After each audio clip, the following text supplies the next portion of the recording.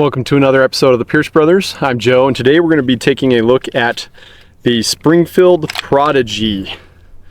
This is a 5-inch version of the Prodigy. They make this in a number of sizes, so they have a 4-inch barrel, a 5-inch barrel, then they do a comped and non-comp version in those. They've got black and FDE, so this happens to be the FDE model. We did a review on the 4-inch gun about a year ago.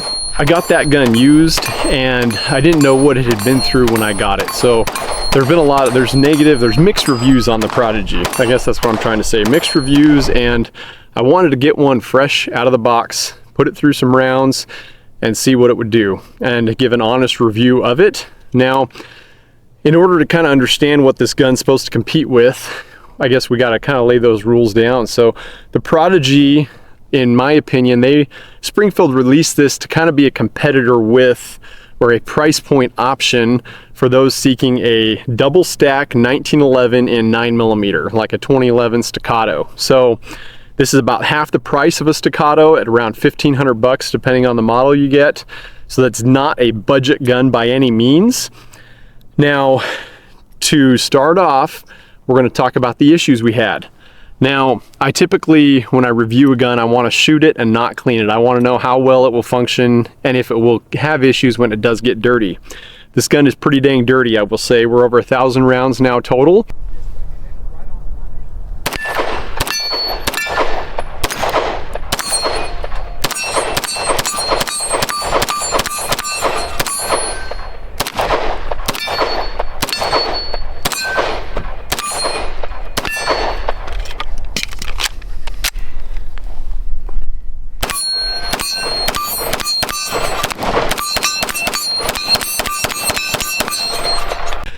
Now, our first issue we encountered was around 300 to 400 rounds, right in that range. We were out shooting. I was in the middle of shooting a short, actually, for the channel, and went to shoot. I was halfway through a magazine, and suddenly just pulling the trigger, nothing is happening. I was like, okay, what's going on?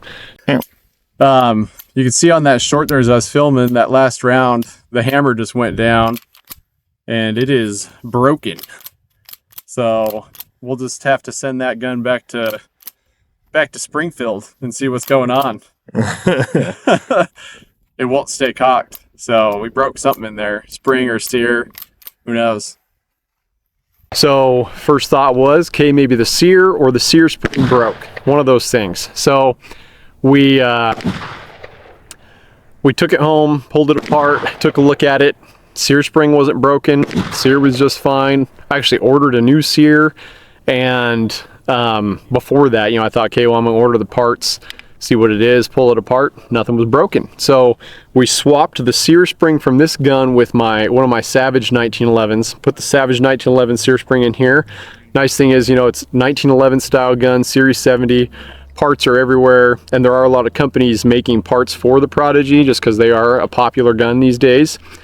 Anyways, we put the Savage sear spring in here, and well, let me back up just a hair here. We reset the sear spring that was in the gun, the original sear spring, and we'd wiggle it just a little bit and it would slip off the sear, and we'd have the same issue again, a dead hammer. So we swapped sear springs, because there was nothing wrong with the sear spring. We're like, well, that's a little odd. Swapped it with the Savage 1911, put that one in here, and problem solved. We then put the Savage through a bunch of rounds, didn't have any issues with that sear spring in that gun. So there was something wrong with that sear spring in this grip module that made it not function and made it have issues. But that didn't happen until about 300 to 400 rounds. I don't remember the exact round count. Since then, we put another 600 rounds through it. No malfunctions as far as just malfunctions. We had that one breakage with the sear spring that I don't know why that happened, but it did. Still have not cleaned it, and dirty, the gun has continued to function. Being a 5-inch 1911 in 9mm makes it a very affordable gun to shoot, so it's fun to have a gun that's still that 1911 platform you can take out and shoot for really cheap with how cheap 9mm ammo is. The biggest downside to the gun, though, is that issue. We don't know what caused the sear spring to not function with it, but it did. Now, to me, that's a miss. there have been enough other mixed reviews out there, people that have had issues that was it poor quality control? Was it a part issue? Was it the combo of this grip with that sear? I don't know what caused that, but it happened. So luckily we were able to fix it very easily and continue shooting. Let's go over some features of the gun. So ambidextrous thumb safety, has your normal grip safety like any 1911, has a recessed slide release, has a blacked out rear sight, and a green fiber optic front sight. Those are co-witness height, so you can co-witness with your optic. We have an RMR mounted on there now. RMR again, almost those full 1,000 rounds. It's been on there with no issues, hasn't loosened or anything like that. Sometimes you mount an optic on a 1911 and those can come loose depending on how that cut was done, but the cut on this was done right. We haven't had to tighten or remount that optic at all.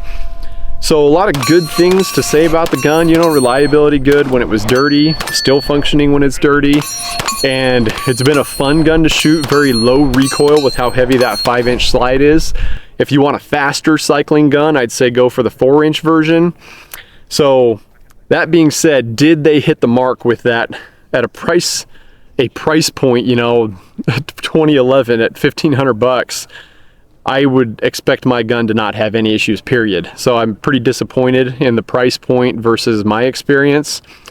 I will not rely on this gun for anything other than a range toy. It's not going to be a defensive gun in any capacity. And that's really the bottom line. It's been a fun gun to shoot, super fun to take out and have some fun with at the range. Soft recoiling, cheap to shoot, but I think we missed the mark on it. So $1,500 guns shouldn't have breakages or problems like that. I know all guns can eventually have a breakdown or a problem, but for me, I'd rather spend the extra money and get a Staccato. So stay tuned, we'll have a Staccato review out at some point here in the near future. Like, share, subscribe, and we'll see you next time on the Pierce Brothers.